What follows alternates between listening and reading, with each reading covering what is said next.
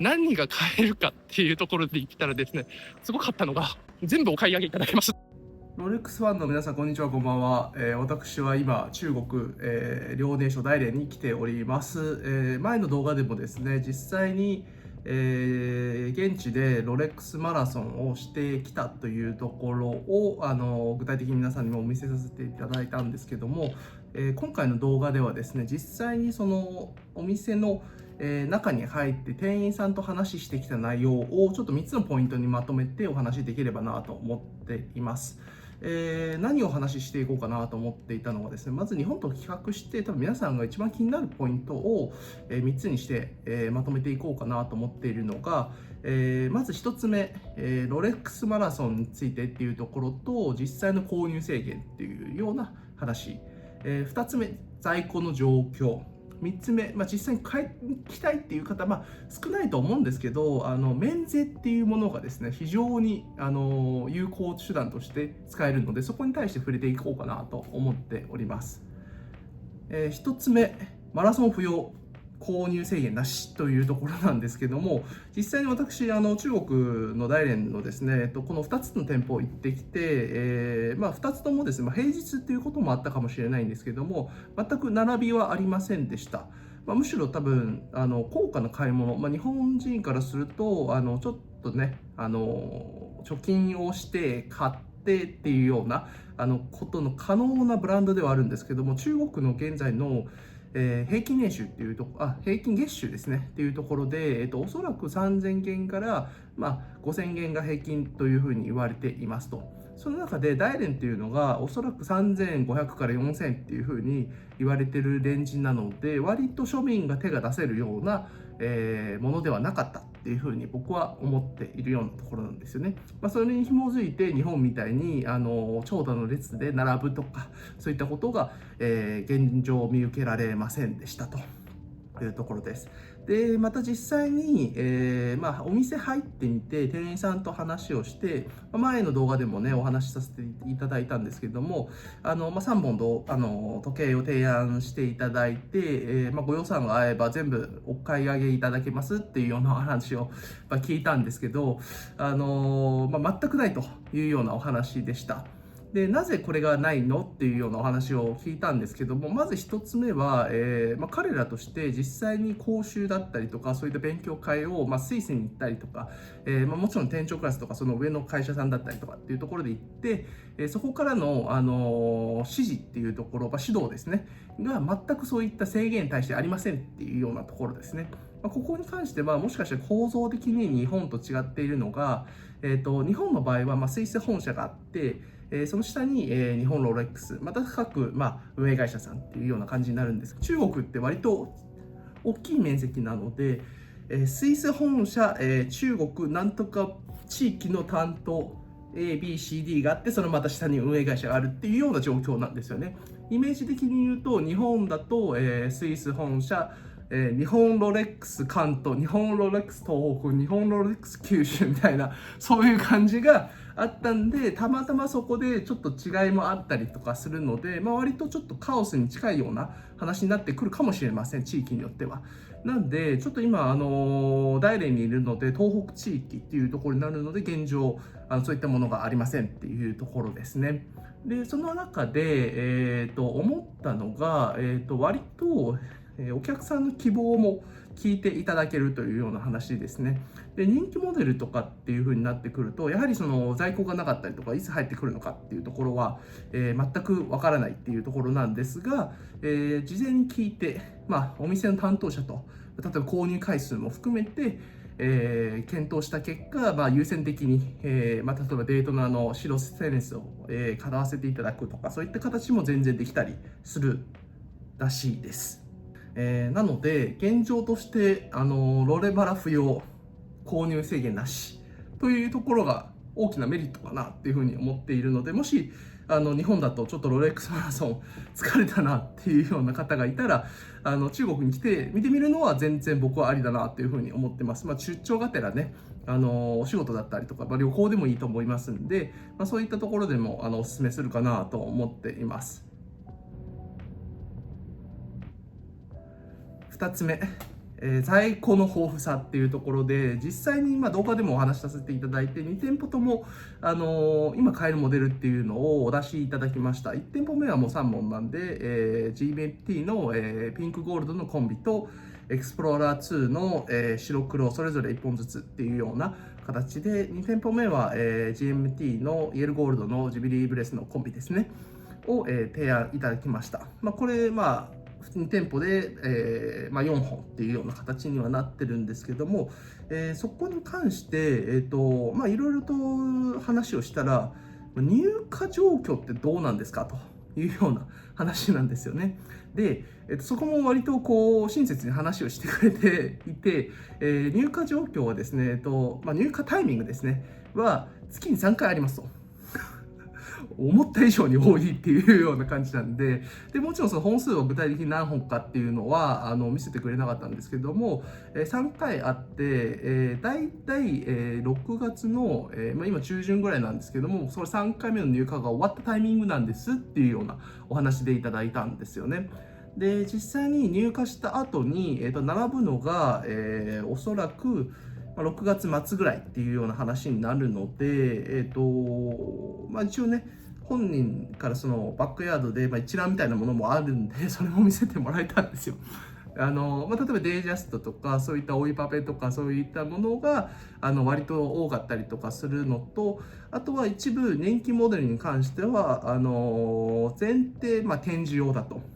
展示用があって、そこから指定があって、指定期間の展示がある一定期間展示後売っていいですよっていう風になっていたそうなんですよね。なのでこれがいつになるのかっていうのはモデルごとによって違っているらしいので、ここはちょっとさすがに教えることはできませんっていうような話でした。なので、タイミング的にはおそらく、毎月のですね6月だったら多分20日とかあるいは30日までの間に行けば豊富なモデルが手元にあるっていうような状況になると思うんですよね。で、セールスとしても実は日本と違っていて、何本売らなきゃいけないみたいな話もあるので、積極的に出してくれるっていうのがそこにも紐づいているのかなというふうに思っています。なので、もちろんその人気モデルっていうのは引き続き中国でも買われる方っていうのは非常に多いっていう風なお話だったので、この前、の話っていう風になるんですけども、店員さんから、デイトナのメディアライトっていうところで、入荷して展示後、すぐ、お客さんの手に渡りましたっていうようなお話だったりとか、メデオライト以外に、ターコイズブルーのデートナも今年の初旬に入ってきて、そこも、展示が終わってっていうような形で、お客さんのところに行ったっていうところですね。現状としてはその年の前半に来たんじゃないかなみたいな。年に1本2本しか入らないっていうのは現実的にあるらしいんですけど、お店としては1月6月の間にそういったレアモデルに入ってくる傾向に強いなっていうふうに僕は話聞いてて思ったところです。なので、ぜひ皆さんもですね積極的にもし買うっていうあれ買いたいっていう方がいるのであれば来年の前半にちょっといろいろ回ってみるっていうのは非常に面白いなっていうふうに思ってたりしています。実際にいくらぐらいするのっていうようなところになると思うんですけど、それぞれちょっと今ね、正規価格っていうところと、円換算した金額、タスクフリーっていうところと、あと入国の際にですね、やっぱり税金が消費税として支払わなきゃいけないところがあるので、そこは計算して出してみました。で、為替レートなんですけども、6月現在、1人民元23円っていう形で計算させていただいているので、これ変動しますのでね、実際に皆さん、もし中国行く場合はですね、事前にちょっと確認しておいた方がいいと思います。で、まず、エクスプローラー2の白黒、これは正規店価格同じっていう形になるんですけども、まず正規店価格はですね、85,500元ですね。で、これを日本円換算23円掛けして、196万6500円って形になりますと。で、タスクフリーっていうところで、いろいろと最終的にタスクフリー還元されるのっておよそ 9% になるので、マイナス17万6985円ですね。で、実質、現地での支払いっていう形になるんですけども、178万9515円っていう形になります。ちょっとね、日本で買う正規店価格っていうのはちょっと割高っていう形になりますと。で、これに、日本に持ち込むときですね、ちょっと消費税がかかってきますので、基本的には 10% っていう前提になるんですけど、いろいろとちょっと6% っていう形もあるので、そこは一旦その 10% と計算していきますと。ってなった時に、消費税だけで、17万8951円というふうになって、最終的なコストっていうところで196万8466円っていう形になります。で、現状としては、だいぶちょっと差があるっていうところではあるんですけれども、セカンドとか、平行点って言われるようなところからすると、割と新品でストレスなしで、なおかつ旅行もできるっていうようなところで考えたら、僕は全然ありかなと思っていますと。GMT マスター2のイエローコンビについていきましょうか。正規店価格、中国のですね、16万4400元。で、日本円換算すると378万1200円という形になりますと。で、9% のタスクフリーで還元されるのが34万飛んで308円。という形になります。実際で中国国内の価格になると、344万飛んで892円っていうような状況になります。で、日本持ち込みの時にですね、10% 消費税っていう形になってくるので、34万4000飛んで89円っていう形になるので、最終的に購入する、費用というところで言ったら378万4981円というふうになります。で、おそらく日本の最新相場で言ったら381万ぐらいになるのかな、平行点とかになってくるんで、って感じですね。で、あくまでもこれ参考数値になるので、持ち込みの際にですね、大体よく聞くの 6% っていう形になると思うんで、そこはですね、実際に持ち込んだタイミングでいろいろと多分、計算されると思いますので、あくまで参考値というところですね。続いてはですね、GMT マスター2のピンクゴールドのコンビですね。通称カフェオレですね。中国の正規店価格が16万1700元で、日本円23円の、かけたところで371万9100円。で、タスクフリーっていうところでマイナス 9% っていうところになるんで、マイナス33万4719円っていう形になります。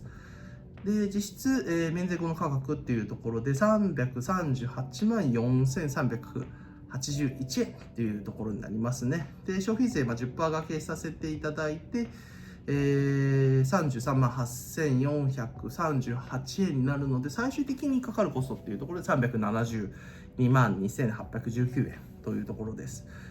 やっぱりその人民元で買うっていうところでいくと、日本の正規店価格に比べたらだいぶお高いっていうような印象を受けるんですけども、この金額差に関してなんですが、どう考えるべきかなっていうふうに思ってるところなんですよね。で、多分一つ目は、今、中国に来て、そのまま帰るっていうことを前提に考えていった時に、日本でロレックスマラソンをするっていうので、ほぼ運営なわけじゃないですか。で、それを、例えば1ヶ月でちゃんと予約できる、購入できるっていう方もいれば、1年走ってもダメですというようなところ。多分これはね、モデルによってだいぶ違うなっていうところになるんで、一般的にエクスプローラー2が参考になるかなと思うんですけど、そこの、ロレマラして日本で買う場合って、多分なんですけど、3ヶ月から半年ぐらいが平均的な数値感じゃないのかなっていうふうに思ってはいるんですよね。ってなった時に、この3ヶ月半年をより時間的に短縮させるこの金額差というのが一つ選択肢にあり得るようなところになるんじゃないかなというふうに思っています。なので、ここはですね、ちょっと要検討、それぞれ皆さん、ロレマレしていく中で、予算も違ったりとか、モデルも違ったりとかすると思いますんで、そこの時間とかも含めて、平行点をちょっとやっぱり嫌だっていう方には、すごくお勧めする、買い方かなというふうに思っております。で、改めて、金額、日本より高いよねっていうような話もあると思うんですけど、これ為替の関係になるんで、もう一回ちょっと人民元対日本円のレートをちょっと見直すべき部分もあると思うんですよ。で人民元も基本的にドルに紐づいているのと、為替に関しては、そういう世界ルールに適用されるので、あくまでも参考なんですけど、今円安なんで、じゃあ円高になったらどうなるかっていうような、ちょっと計算もしてみました。で、今、2026年の6月なんですけど、直近で、一番円高人民元安っていうところで言ったら、1元12円時代っていうのが2011年から12年ぐらいのタイミングなんですよね。これが約十数年前っていう形になるので、そこでちょっと一回、円高になった場合のちょっと計算もしていこうかなと思っています。エクスプローラー2に関してなんですけども、12円時代の、為替でいくと100飛んで2万6000円、為替による価格差が94万円です。